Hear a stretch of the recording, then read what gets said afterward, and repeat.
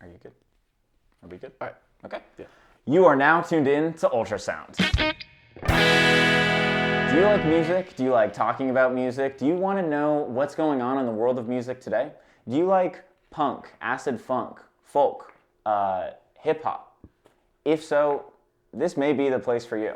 This is your one-stop shop for talking about the engaging and robust world of music. We are going to be offering a lot of different perspectives on here. Myself, Derek, and my co-host, Jason. Jace, why don't you tell us a little bit about your background? Hey, thank you, man. I mean, I'm happy to be here. A little something about myself is, I'm very passionate about music. And more particularly, I would say it's the listening to part. That's kind of my emphasis, or my focus.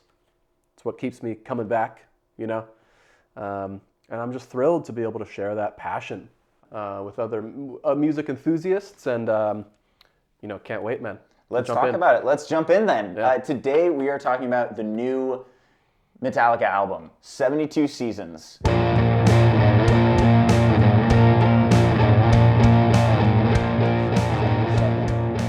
Endeavor. The grandfathers of heavy Metallica are back. The grandfathers of heavy metal are back with a 77-minute endeavor that is sure to pleasure your eardrums and titillate the senses. It is a next level piece of music from a band that I think has been doing really impressive stuff. Jace, why don't you tell me about your relationship with Metallica? Sure, yeah. I mean, it's Metallica, right? I mean, I've been a fan of theirs for the last 4 or 5 years, I would say. But, my Metallica awareness predates that a little bit. Expand on that. Well, I was seeing their the word. Yeah, a mascot. A mascot. Yeah. On like shirts, shoes, and Albums? bathroom stalls and albums, all sorts of things. This is before I even knew they were a band. So I'm thinking, what is this, man? Like, what's going on? What do the kids know about that I don't? And it's a very, rigid, I would almost say metallic looking, what's the... Mascot. That, it got me to finally sit down, listen to these guys. And I was just stunned. Just raw, ballistic, crackpot trash that they've got going on, Yeah, they're crazy. They're stupid, I would say. What do you mean by that? Or like just the way that they're so, like, they don't care, they're so raw. Right. They're stupidly raw. They're stupidly raw. And I think that rawness that you're talking about really dates back to the 80s. I mean, that was a time period that a lot of people don't know about, a lot of people are still learning about, and they were a dark age of sorts when there were just blank canvases that you were able to paint on freely. And you saw a couple artists trying to do that, but then Metallica just comes in, kicks over the canvas, and pisses all over it. Yeah. And I think that that's terrific. And I think that it's something we could use a little bit more of today. And you can't really do that now. Because I think James Hatfield, the leader of the band, saw the state of the music industry, saw the state of music culture. Yeah. And he said, fuck this. Right. I'm done with it. I'm sick of it. Yeah. I have to say my piece. I got to do something about it. Exactly. Right. And he did. And, Metallica, I think, would have vanished from greater pop culture if not for 2 pivotal saves that took place in the last 20 years. Tell me about those. Well, one, of course, is Stranger Things. I mean, have you seen it? I saw the first. I think the first episode. Oh, dude! I mean, I love it. I think it's great, right? And there's a character, Eddie Munson, and he has to fight off these demons in the. He has to fight demons? Yeah. I thought this was like a Breakfast Club thing. I thought this was like a high school in no. No, man. You gotta keep it gets crazy. All right, hey, I can't even get so he's fighting these demons, and he's doing it with his music. He's fending them off with a Fender. Right? Yeah. And he's playing Metallica. Do you think they thought of that when they made the show? Do you think they thought? I like to think they did. Right? That's pretty cool. It's too that's pretty it's cool. too perfect. It's too good. I know. It's too good. And he's playing Metallica. And so he's shredding and he's fighting, and I'm just like, what is this? You know, like I can't even I don't know what to make of this. Because you hadn't heard the song before? No, because it was the scene. Oh, the scene was the... Yeah, no, I knew Metallica when I saw the scene. You learned about them from the scene? No, the scene. Did you Right, so you did not discover Metallica through Stranger Things? No, I did not discover Metallica through Stranger Things. And the second big moment that I think happened in 2009.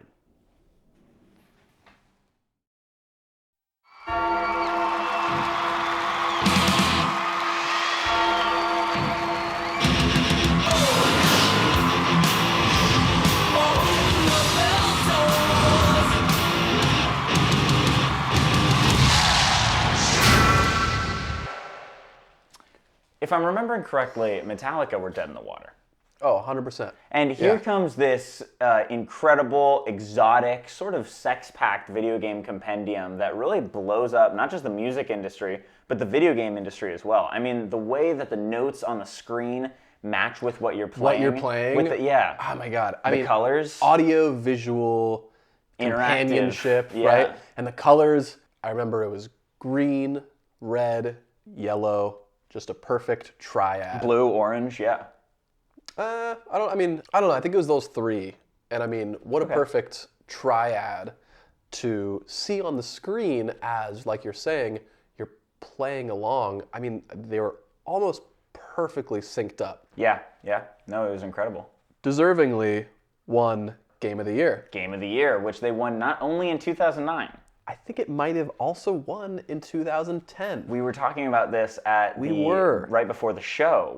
You dropped this little nugget on me, and I said, I don't believe you. Well, I think it's just because between those 2 years, nothing had come out. Not a whole lot came out in 2010. Not a whole lot came out, right? And they said, well, let's give it to this again. Let's give it to this again. I mean, it was great, and I'm excited to try and play it. Yeah. Yeah.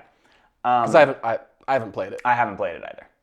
Moving on from sort of the things that saved Metallica and brought them to this point, let's talk about the point that they're at. We've each had the opportunity now to listen to this album 72 times, and I think it's time we start talking about the music itself and the album itself. So why don't you tell us a little bit about the artwork? Yeah, well, I actually liked it quite a bit. Okay. I whipped up my own little version. I don't know. Can we get the... Yeah, can we get that version on TV? Let's see. Yeah, so here's... Wow. Here's that. Wow. Yeah, well... That's impressive. That's hardcore. How long did it take you to do that? It was like 30, 50 minutes, tops, yeah. Okay. I just thought it was something we could use, so... Well, we could all use a little something, especially after the gap we had. It's been 43 years of the band, 11 albums, 10 children, not counting the ones among the members of the band. Right. And 7 spouses. Oof. Yeah. No, these guys are, they've been around the block a few times. Yeah. For a little while. Well, it's, like you said, the grandfathers of heavy metal. Right? Yeah, I meant that more as a tribute to them and their legendary status in the community. Not so much. I wouldn't come for their age like that. I feel like I don't know. That seems inappropriate. And if it's not, if it's not like I can toss these. What? Well, yeah, it's fine. I mean. Oh, you had material? Yeah, but I thought we were just using these to guide us through the. You have jokes on here? I mean, yeah, but they're kind of like it's like old joke. Like we can skip over them if you like. Then we probably should, unless you think that it's going to take a. Is it going to be a distraction for you? If getting them out now is like an option. Yeah, just get them out. Just get them out, and we'll sure? Yeah. Okay, because all right. Say anger, but it's senior anger. Sort of like a little change that I made. And then, Fuel. Yeah. You know Fuel? I know Fuel. Who doesn't know Fuel? Who doesn't love Fuel? You know, give me fuel, give me fire, give me that which I desire. Yeah. Oh, come on. Yeah. Fuel is a classic. I mean, a timeless gem. Give me stool, give me fiber, give me shat, which I desire. Yeah. So we can probably until it sleeps. we can probably move on Won't take long. until we can probably move on from the old Before- jokes. I think that's enough. We're good. We're good on those. In fact, I think I'd like to kind of pivot the conversation away from how old they are and talk about the ways that Metallica is embracing new technology, new pedals, new amps. They didn't have that tech with older albums. No, they didn't. know? And I think that this could even be, at least technologically, more incredible to listen to than something like Master of Puppets. I might have to say. Because it's taking advantage of the newer technology. Exactly, Yeah, exactly. I agree. I mean, it's Pasture of Muppets compared, to this new thing. I mean, that album is Sesame Street compared to this 2-lane highway that we're working with now. No, it's great. It's terrific. I feel like for the first time in a long time, people are recognizing Metallica fans as cool. Yeah. And Metallica is cool. People don't talk about this a lot, but Metallica is actually seen by a lot of people as kind of a cool person's, maybe not necessarily always a thinking person's band, but definitely a cool person's band. And I agree. sometimes that's more important. I mean, all you got to do is look at the cool people of history. You think about James Dean, Andre the Giant, and Armie Hammer. These guys, I mean, they listen to metal. They listen to Metallica, no doubt. So I think this kind of cool factor has always been an important aspect to their music. So let's talk Desert Island tracks. Desert to your island. Pick 3 tracks. What are you picking? Who you got on the team schoolyard pick? Okay, my Mount Rushmore. 3. Right. Mount Rushmore's 4. Is it? Yeah, it's like Washington. It's 4. It's 4. It's for okay, sure 4. All right. It's for sure 4. Yeah. Okay. I'm probably going with Chasing Light, and it's because of the guitar. Yep. You're right. Yeah. Oh yeah. Yeah. I also have Shadows Follow. Has to be on there. It's because of the drums. And And your third one is like because of the bass.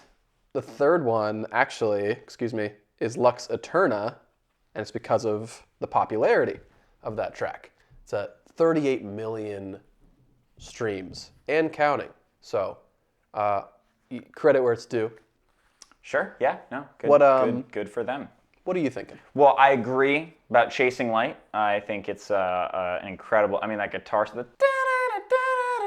Okay. Yeah. And what else? I think also If Darkness Had a Sun is a really Right. a really engaging track. It postulates this apocalyptic wasteland where darkness gave birth to a sun. Right. You know, like close your eyes for a second. Like engage with me for a moment here. And imagine darkness having a sun. I don't know. I mean, it's this ominous kind of big, probably like 6'1", and foreboding and Huge hands. yeah, I don't know. Scary stuff. Yeah. It's that imagery that's all over the album. You have songs like Room of Mirrors and Chasing Light. And these songs have to do with seeing things, which is something so crucial, I think, to this idea of imagery. Right. And Yeah, no, sorry. Before you get into all that, I did have a third song. That was only my for one your and two. I had only gotten to do my first two. Oh, Chasing for Light your, and If Darkness Had a Sun. right, And it right. feels like you're going on a different tangent right now. So I just want to make sure for the viewers, because they're gonna, if we only do Sure. two, they're gonna wonder, well, where was Right. the third one? It's probably true. Okay, so what's your third It song? would be Inamorata. Ah. Very exciting retrospective on the band and its history. Right. I thought it was just a really fascinating reflection, not just on them specifically, but on Room of Mirrors, that's a reflection for... Do you want to just do the numbers, the metrics? We can just do the metrics if you don't want. Oh, the reviews. The reviews, the rankings, the ratings. I mean, hey, let's do First it. one, always exciting. Big deal. To do this. We have not shared each other's ratings, so this is an exciting time. Yep. Do you want to go first? You can go ahead. Yeah. Okay. Great. Yeah. So I'm saying 6 for lyrics. A 6. 6 for lyrics. I'm saying 8.5 for the overall mixing. The mixing is terrific, and it's all because Metallica has these close industry ties. They know producers. They're able to speak with a lot of people. I would say specifically for the drum mixing, I would give that a 9. I think the drum mixing is something that Metallica has always been renowned for. They've always been loved for, and so I would say that has to go pretty high on the list for sure.